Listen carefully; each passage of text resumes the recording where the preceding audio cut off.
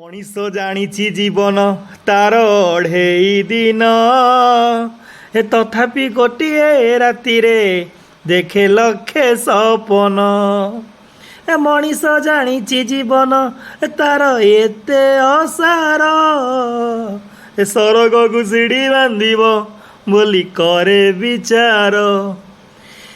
ଜୀବନ ଅଢ଼େଇ ଦିନରେ କରୁ କେତେ ବଢ଼େଇ, ଏହି ଦେହ ଛାଡ଼ି ଉଡ଼ି ଜୀବରେ ଦିନେ ପ୍ରାଣ ଚଢ଼େଇ। ଜୀବନଟ ହାଟ ସଉଦା ଛାଡ଼ି ଯିବାକୁ ହବ, ସଉଦା ସରିଲେ ନିମିଷେ ଦଣ୍ଡେ କିଏ ରଖିବ। ଉଡ଼ନ୍ତା ପକ୍ଷୀର ଛାଇକୁ ଚାହିଁ ଭାବୁଛି ମନ, ସେ ଛାଇ ସାଙ୍ଗରେ ଯୋଡ଼ିବ ବୋଲି ପ୍ରୀତି ବନ୍ଧନ।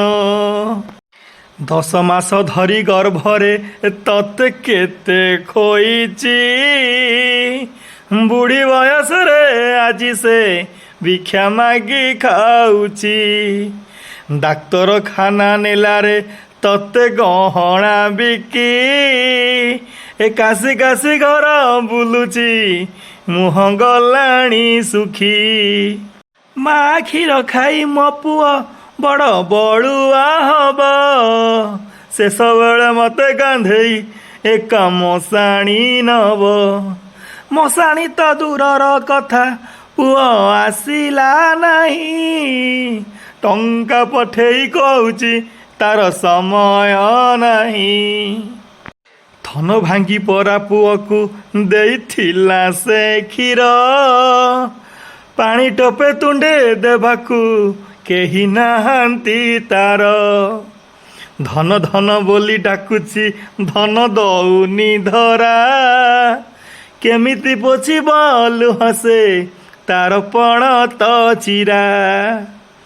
ଯୋଉ ବାପା ଦିନେ କାନ୍ଧେଇ ଦେଖେଇଲା ଯାତରା, ଶେଷ ବେଳେ କାନ୍ଧ ଦେବାକୁ ପୁଅ ନାହିଁ ଟିପରା। ଜମି ବିକି ଦିନେ ପୁଅକୁ କଲା ବଡ଼ ମଣିଷ, ଜରାଶ୍ରମେ ଆଜି ଯିବ କି ତାର ଶେଷ ନିଶ୍ୱାସ। ଧନ୍ୟରେ ମଣିଷ ଧର୍ମକୁ ଟିକେ ନାହିଁ ରେ ଡର, କଲା ଗରମର ଫଳ ତୁ ନିଶ୍ଚେ ପାଇବୁ ତୋର।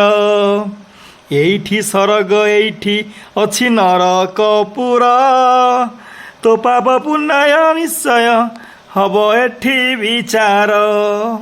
ବିଲେଇ ପରି ତୁ ଆଖିକୁ ବୁଝି ପିଉଛୁ କ୍ଷୀର, ଭାବୁଛି ଦେଖୁନି କେହି ତ ଅଧର୍ମକୁ ତୋର।